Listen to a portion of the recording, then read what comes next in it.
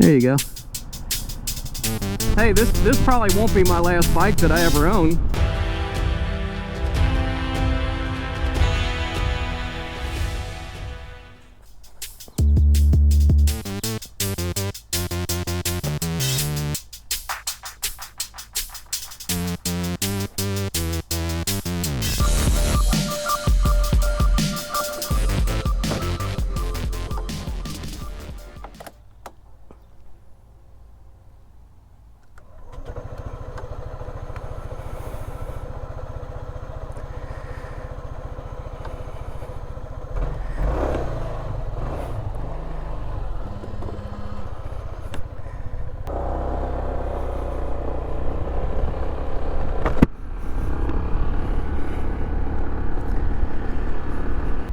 Good afternoon, Internet.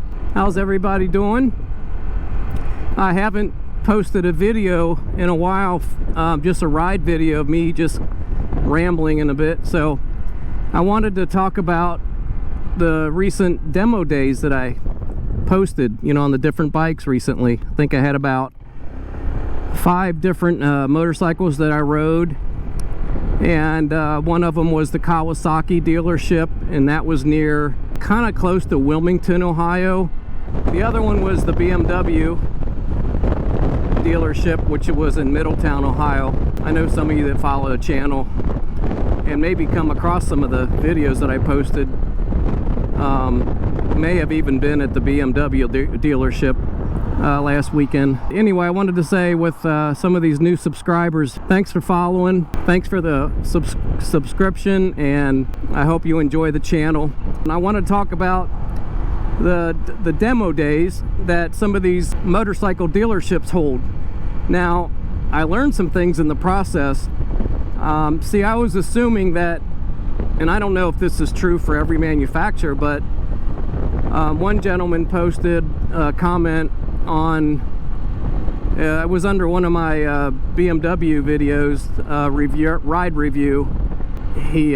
I said something in the video where I thanked BMW for hosting the event, the demo days, and apparently through the comment and stuff, I guess that's not like a freebie that the manufacturers do for folks. It's actually something that you have to, like if you're a dealership, it's something that you have to actually, I guess, pay some money to get them there. I didn't know that, so that's good information.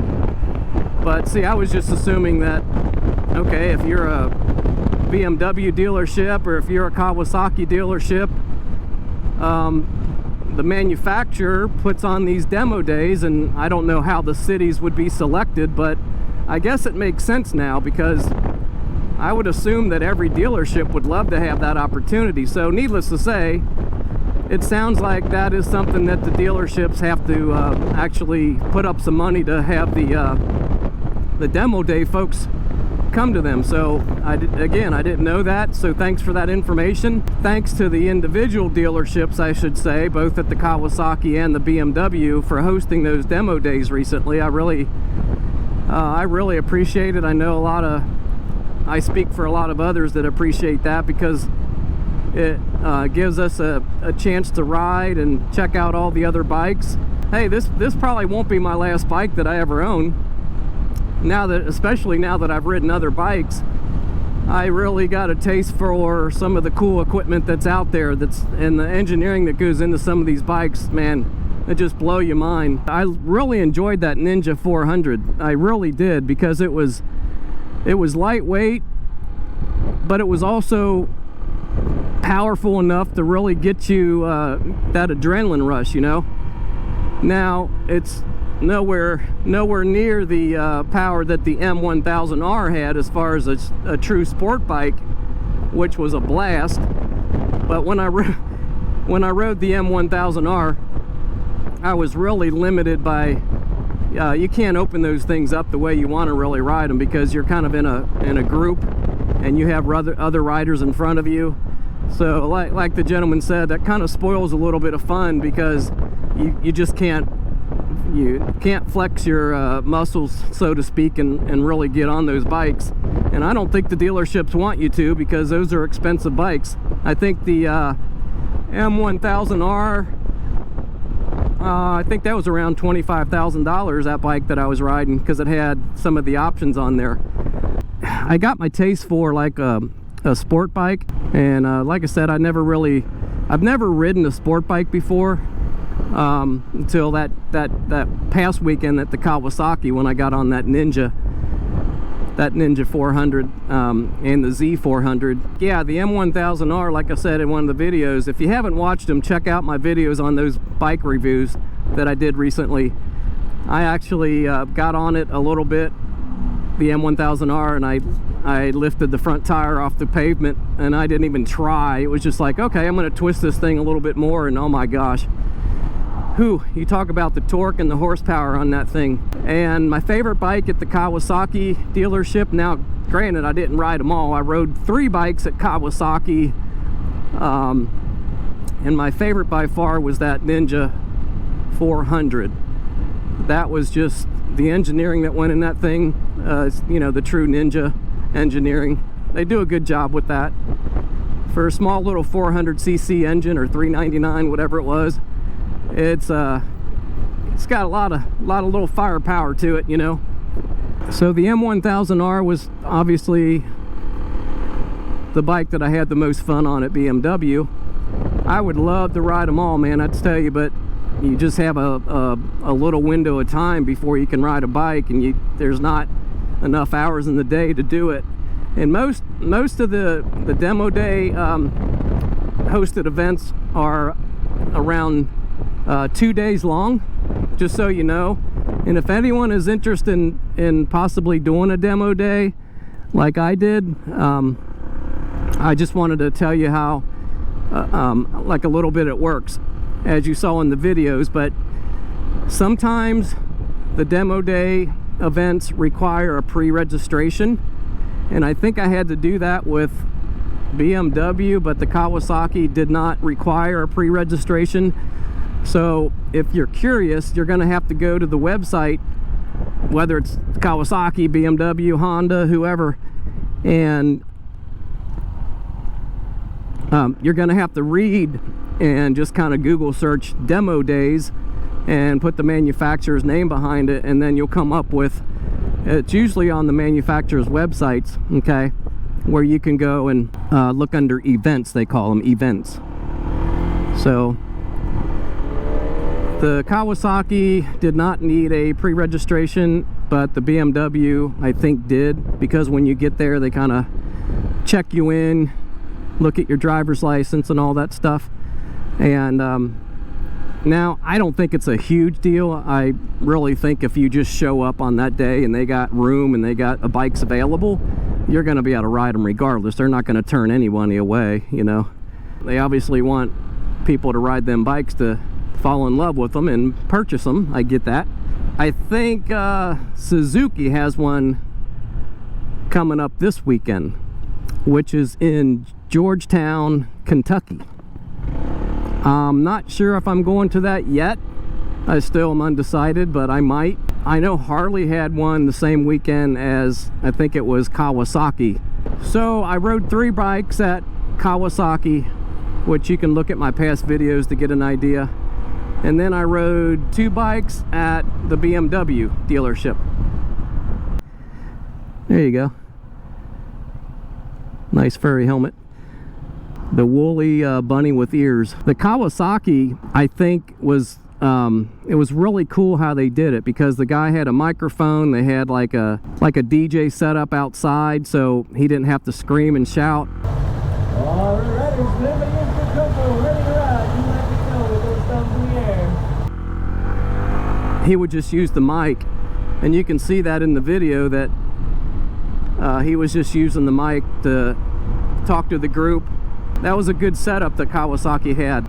I think the mic was a nice little added touch. It kind of made it more of a festive feel, but it's all good. The main point is riding the bikes. You have to wear the appropriate gear. Check the websites for detail, but you have to wear long pants, you have to wear a long shirt, you have to have gloves, you have to have shoes that cover the toes, meaning no flip-flops or sandals, at least a DOT certified helmet, or above, snow, whatever, you got to have a certified helmet. You have to have either eye protection or the visor like this. You got to have your motorcycle endorsement, and you got to have a full endorsement. You can't just have your temps or anything like that.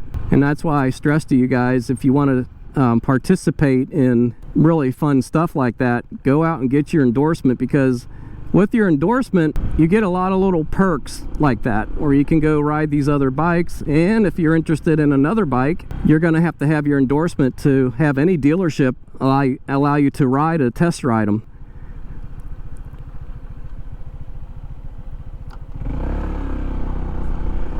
Riding different bikes like that gives me a true appreciation of how these things are engineered and what goes into them. Like that, the second one I rode, that BMW, what was it, R1250 RS, it had even a bigger engine than the 1000 did, of course, but it's just a different bike. And the way they engineer the engines and stuff, and the gear patterns, I don't know, the ratios and all that, they make it a true sports bike in the M1000R. Where the other one, the 1250, was more of a like a touring style bike, sportiness to it. As you probably saw in my video, if you've seen it, on the 1250, that clutch was something to get used to. And I shouldn't really blame the clutch, it's the bike in general. I stalled it almost twice. I did one time first taking off.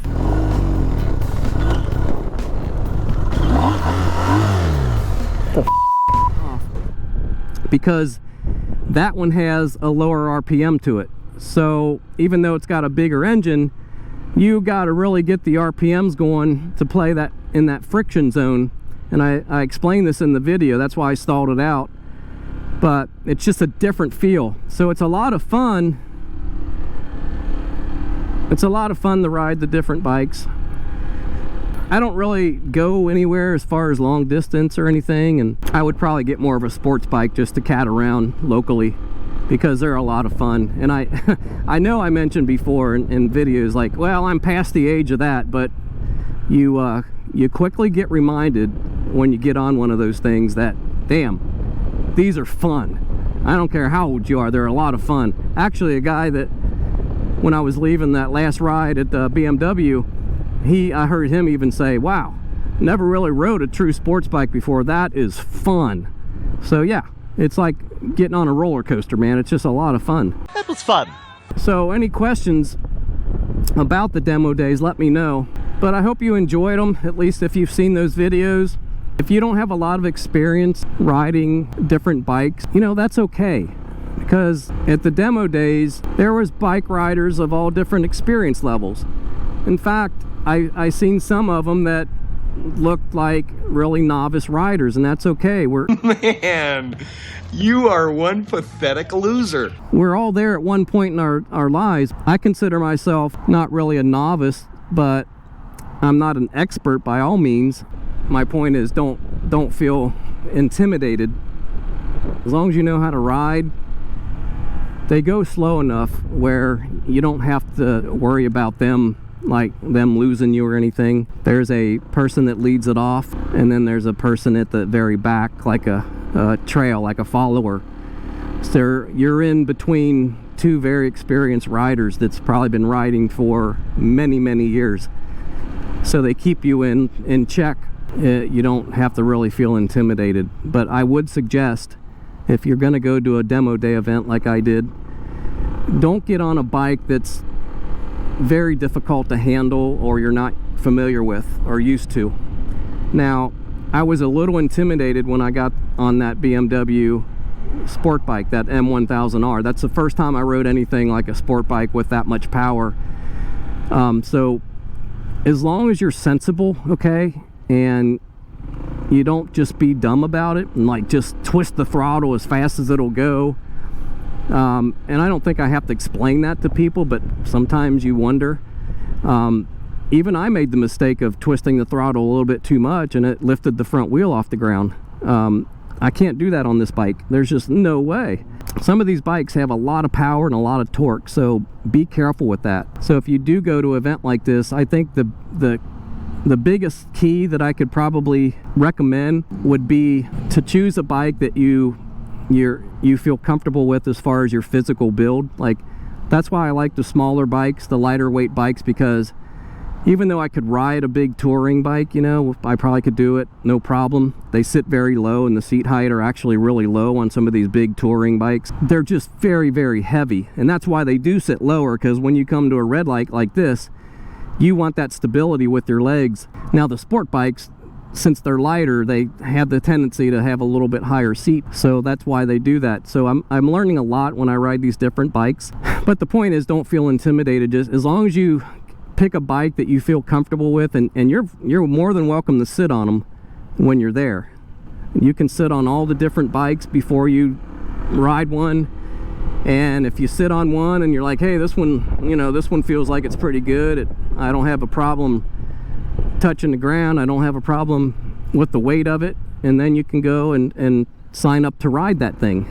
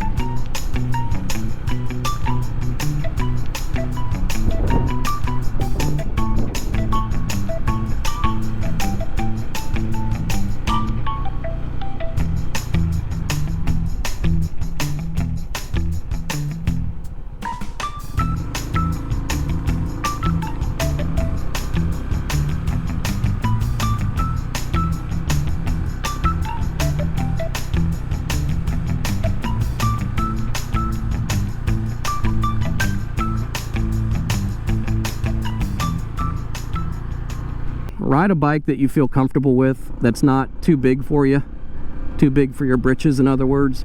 Don't get on no you know, bike that's 900 pounds if you've never ridden a bike like that before. I know you got to start somewhere, but you really don't want to do it when you're riding in the demo days, because that's a liability for you. If you want to practice on a big heavy bike like that, I would suggest find somebody you know that might take you to a parking lot and let you try it out. I don't know, it's just, I wouldn't want to get on a bike that I feel that would be very difficult for me to ride on one of those demo day events. I would feel embarrassed if I crashed it or whatever, and not to mention the liability. I think between the bikes that I rode, out of the 5, I would say, if I had my choice, I think, honestly, I think that little Ninja 400 was probably the ideal bike for my size. It was light, it was nimble, and I didn't feel like it was too much of a bike for me, even though it only had a little 399cc engine. It really felt like it had plenty of power for my liking. Now, like in comparison to the M1000R, that's like going from a Ford Focus to like a Porsche, you know, just completely different machine. And that was just, I think that was way too much. That was way too much for me. Although it was a lot of fun, it just, I couldn't see myself probably riding something like that on a normal basis and feeling real comfortable about it.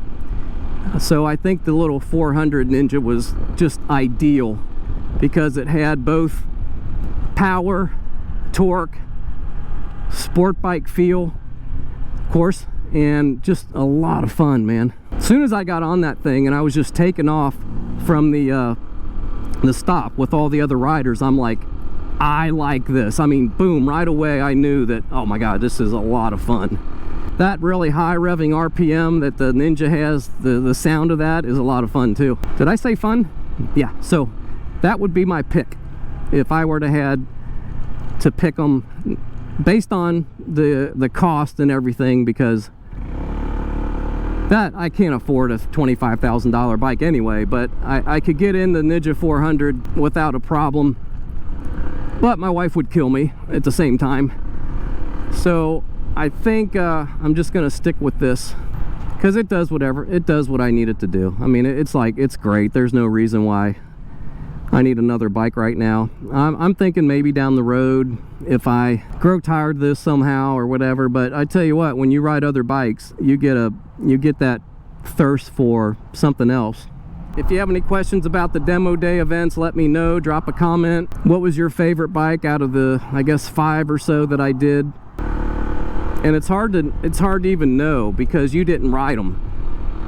Videos and photos and me describing them cannot begin to compare what it's like, the experience actually riding a different motorcycle. That's the true nature of why they have these events, because pictures don't do justice. If you're looking for a bike and you're reviewing them and you're doing your research, videos like mine help, right?